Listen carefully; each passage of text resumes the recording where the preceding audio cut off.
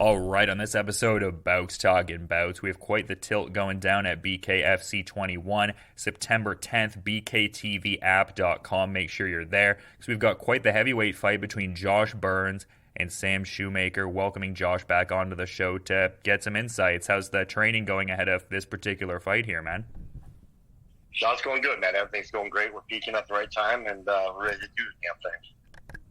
Yeah, and I saw the late June post there. I wasn't sure if that was an engagement post or a marriage post, but in any event, looked like a fun time, so wanted to send out some congratulations seeing that there, man. That's huge. Right on. Yeah, I appreciate it. Yeah, I got engaged, so I appreciate that. Yeah, big moments for sure, no doubt. But, got to talk about this fight here because it's been on the radar for a little bit now. I know like a lot of BKFC fans have been talking about it, and there's been some anecdotal discussion of it for a little bit. Like, when was the, offer initially put out there? Like, when did it initially get rolling for this Sam Shewmaker fight being like officially locked in? Because like I said, the talk was there for a bit, just a lot of people wanting to see it, but when did things get moving on like a signing on the dotted line sort of level?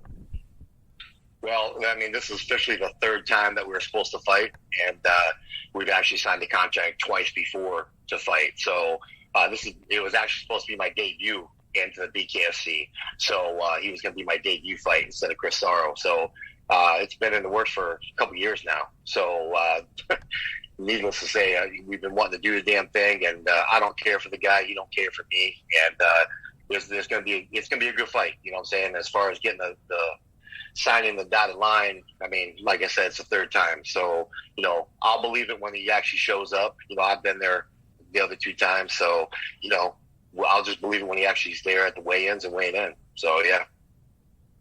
Yeah, does that make it a little difficult? Like, obviously, you're going to prepare for whoever you're fighting in, and you want to be optimally prepared on an individual level. But is there a sense of like there being a start and stop kind of a feeling, or like some level of a maybe cautious optimism sort of thing? Like, is this going to pan out? I feel like I've heard this before a couple times.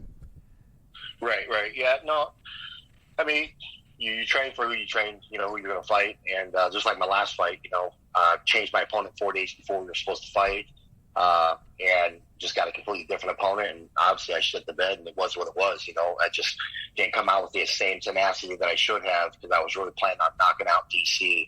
He's just one of them pretty boys that just fights a bunch of bums and expects people to give him respect. So, and as far as Sam's fought everybody that he can fight. So, I give him credit for that. But at the same time, he's never fought anybody like me. So as far as getting ready for him, it's pretty easy, because I want to put him on his ass. So at the end of the day, we just train to get ready, and like I said, I'm looking forward to flying down there and actually seeing his goofy ass down there. And once I see him walking around the halls of the hotel and the venue, then I'll know it's real. Yeah, Justin, briefly touching on that last fight there, like you mentioned the Frank Tate result, obviously not what you were looking for there, but was there a certain level of like you were preparing for Dylan Kleckler, and then were you maybe overlooking Frank Tate at all just based on the short notice nature of it, or was that not so much in the dynamic, just maybe more of like you could have prepared a little differently? Like, how would you characterize the last go around there, I suppose? I mean, at the end of the day, a lot of people said that I underestimated him, so it had nothing to do with that. There's a simple fact, Dylan Kleckler's a little guy. Yeah, he's muscular. He's a little juice head, but at the end of the day, I'm bigger than he is. And I switched opponents to a guy that was my size but smaller, to a guy that's 6'4" with a 10-inch reach advantage. You have to train for guys like that. At this level, you can't just switch opponents. And me, with my experience, I should have known better, but I took it anyways because I was the main event. I didn't want to let the company down or let fans down. Had a great camp, felt amazing. Everything was great going into it. And as a fighter, I've been in this game a long time. And I mean, you do it long enough, you're bound to find a night that you get a flat night. And when I went in there, Frank's a good guy. We're friends, and Frank said the same thing. He says, you know what? It was just something in the air. He felt flat. I felt flat. Obviously, he cracked me first. And at the end of the day, it was just a flat performance on my behalf. And the good thing is that I can't be knocked out. You can knock me down. It's the first time I've ever been knocked down by sheer force. But it wasn't like something that put me on Queer Street or anything. I was just knocked off my feet. And, it's just one of those days. Just ended up being a bad performance, a flat performance on my part. And, I mean, I was in shape. If I wasn't in shape, I don't think I would have kept getting up from his devastating right hand that he kept hitting me with. But, sometimes it happens. And, at this level, you got to prepare for who you're going to fight. And, Tate was obviously a complete opposite from what I was preparing for, and that's not an excuse. All credit goes to Frank, but Frank was preparing for a guy my size, so he was already preparing for someone like me. And we talked about it. And like I said, Frank and I are boys, and I have nothing but respect for him. And I tip my hat to him. He's a better man that night. But believe me, the beautiful thing is getting to fight Sam Shewmaker, who I essentially have been preparing for over 6 months previously, and then I got another camp under my belt, so we really feel confident that we're going to smoke his ass and get rid of him quick. And just the banter that's been going on, I mean, we touched on it a bit before, just like the past times you guys were supposed to have fought, but it just seems like there's been the past instances of him calling you like a bum or a tomato can, something to that effect, and you've got the running man Sam hashtag going on. Is this like a level of banter that existed even prior to those contract negotiations going by the wayside? Like, has there always been this little bit of like banter, like, oh, I'd like to knuckle up and toe the line with that guy, or just more like recent circumstance, like the fight's not panning out, kind of informing that bit of banter?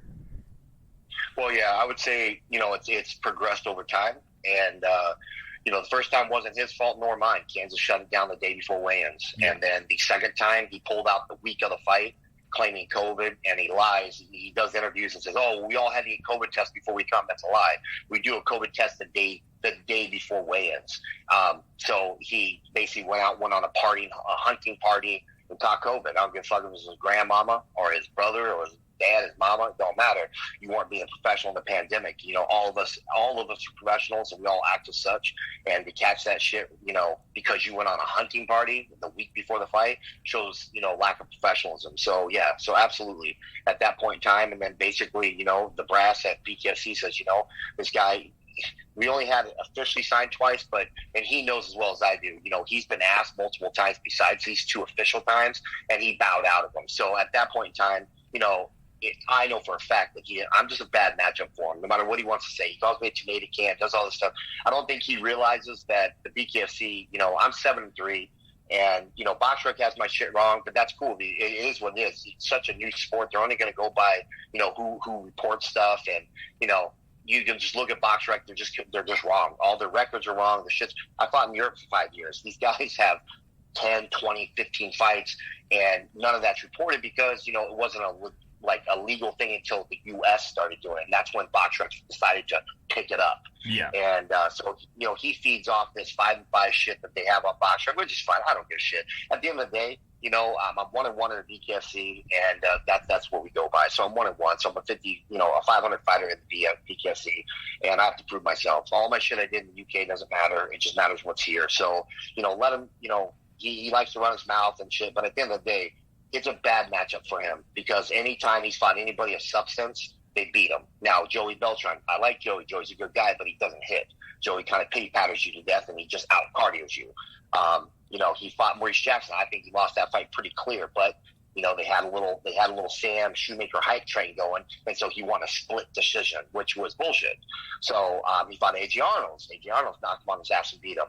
And every guy that's beat him, he stormed out of the ring like a little spoiled brat and never congratulate nobody, and just acts like that privileged little white boy. So at the end of the day, I don't really care if he congratulates me after I whoop his ass, but I'm planning on separating him from consciousness. Nobody's pressuring the way that I pressure, and I'm telling you right now, I know everybody's fought. Nobody hits as hard as I do besides Maurice Jackson, but Maurice Jackson took a different approach. He wasn't trying to pressure him and kill him. So, I just know I'm going to get in his face, be fast, be first, and I don't think he's going to be able to take it. And if he can, great. I'll have him sipping out of a straw for the next 6 weeks after I break his jaw. Do you think you're getting under his skin at all with any of this trash talk? Like, is there a level of thoughtful effort to do that, or are you just more so shooting from the hip, just saying what you think? Like, is there a level of, like, mental warfare that's kind of in this? Like, do you think you have him going a little bit in that regard, or is that not even something you're focusing on remotely? Of course I'm living rent free in his fucking head. When we found out, now listen, I've been in this sport a lot longer than him and his management company. And his management company happens to talk to people that I know. It just happens to people they talk to like me more. So when they run their mouth and say things, That's where the memes started coming in, because they ran their mouths and said, "Oh, we're not taking this fight. Burns doesn't deserve it. We're not going to go backwards. We're going to pull out with an undisclosed injury."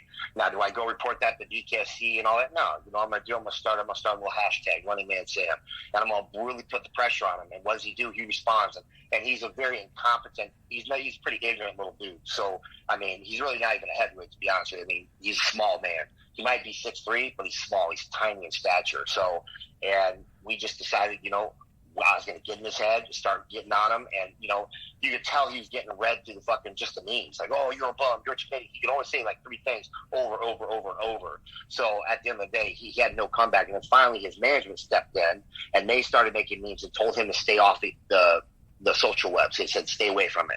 So just because it was getting in his head, and that doesn't change. He knows that shit's going on. He's piped in a couple times saying the same damn shit every time. And it's like, good, bro. I'm 1 in 20 as far as you're concerned. I don't give a fuck. You know what I'm saying? I'm a debut fighter. I'm going to beat that ass. And it is what it is. And he knows it. I know it. And I've seen him in person. When I fought Chris Sarro, he was on that card. He's a little man. I mean, he's got that big, goofy, fucked up looking beard because his neck is the size of my fucking bicep. So at the end of the day, when he gets cracked, he's going to go to sleep.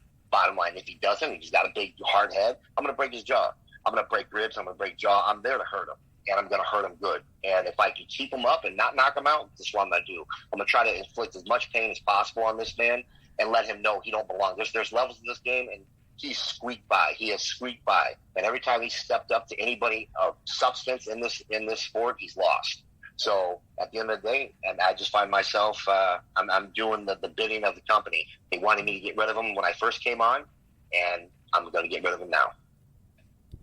I can tell you're locked in and focused on this one for sure, man. I imagine some of that is credited to the preparation and how diligently you prepare for your fights here. I was seeing the post with Ryan Jones, though, where it looks like you were getting him ready for BKFC 20. But just in terms of people you were working with extensively ahead of this fight here, who would you credit as the main sparring partners, just the bodies you've been getting in there with?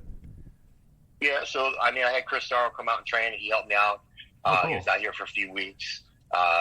Also have Jason Van, who's a 185-pounder, walks around about 200, who's tall, long, and fast. See, a lot of people, sparring, at my age, and I've done this long enough that I realize, you don't have to get in there and have dogfights in sparring to be prepared for a fight. At this point, it's about being sharp, being quick, and training with guys that are faster, more mobile, and have better cardio than Sam.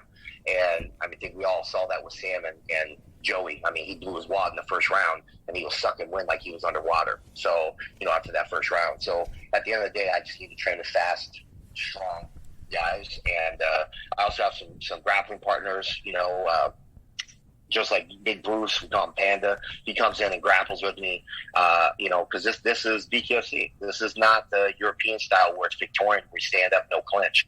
This stuff promotes clinching, promotes the dirty box. And Joey Beltran is not, I like Joey, but at the end of the day, we're all competitors, and I can evaluate him. He's a weak individual. He is not a natural heavyweight. He's a soft heavyweight, and he physically controlled Sam Shewmaker after round 2, physically just, pummeling and pawing and moving him.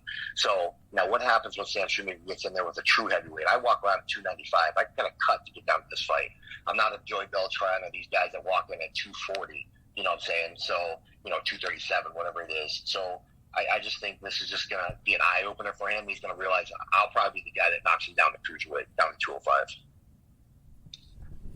Yeah, just get him out of the divisional field there. Definitely a fight I was excited, for leading into this conversation, but you're getting me even more fired up for sure. It just seems like a killer tilt, and there's a lot going into it. But I was also seeing you at a couple of BKFC shows a little bit ago, that BKFC 19 show. You were posted up with former WWE star Braun Strowman there. There's been some rumblings of him maybe knuckling up and toeing the line. Did you guys talk about that at all, or was it more of just a brief kind of photo op there more so? Yeah, no, we talked, and if he does decide to come this way, I'm going to go down and train him, help him get ready for his first fight. But, there's a lot that goes into it. A guy, of his stature and his financial capabilities, there's a lot of things that we have to, fall in perfect place. But we talked about it, and I would definitely go down and help him get ready for his first fight if he decides to sign the line. Yeah, it would definitely be interesting for sure. I mean, I know you have some young sons there. Are they like WWE guys or not so much? Like, was there any kind of thing of like, oh, cool, you were with Braun Strowman, Dad? That's so awesome. Yeah, I didn't. I personally didn't know who he was. I just knew that he was a WWE guy. And my son, I found out my 8-year-old son, that's like his favorite guy. So I found that out the night that I was there, and I was talking with him. I said, "Oh, my son likes you," And I didn't know what he does with his hands. I guess he says you want to get these hands. And anyways, he sent my son a little message, a little video, which was pretty cool. So yeah, so I did find out my son really, he really likes that guy. Yeah, it seems like your son's been getting into some athletics recently, too. It looked like you were the proud dad posting on Instagram a bit ago. That must have been cool. Yeah. Well, my son's a very sensitive, nice kid. Like, he's not super aggressive. So I was very nervous going into tackle football. It was his first year ever playing tackle football. Fair, yeah. And, God bless him. He turns out to be one of the monsters on the team. He's just grabbing kids by the neck, throwing them down. Like, he just has no problem hurting people. So I was really happy, really lucky. That's what that was the approach that he had. Because I was pretty nervous that, his passivity, that it might kick in and he might not really like the physical contact. But lo and behold, this kid loves to rip kids' heads off, and he's cocky, and got to tone back him down a little bit because he likes to talk trash too. So I'm like, hey, it's good within realm, just make sure that this is a team sport. So there's other guys who can crack you from behind and they pay attention. So, but yeah, definitely stoked and excited for him. He's got his first game on Wednesday. So looking forward to that. Yeah, I loved seeing that, man. That looked like it was a really cool thing, and glad to hear he's, taking to it, and the nerves can be stymied a little bit. But I kind of wanted to ask one sort of parting question here, because you had mentioned that you were actually working with Chris Sarro a little bit ago, and that was one of the rare fights you guys actually had like a bit of bad blood going into it. That doesn't ordinarily seem like a part of the process for you, but it seems like you guys are on good terms now. So I guess to that point, my question is, like, could you see there being a scenario whereby after this Sam Shewmaker fight, things are just all gravy, the rivalry settled, as it were? Like, do you see a similar thing unfurling there in that regard?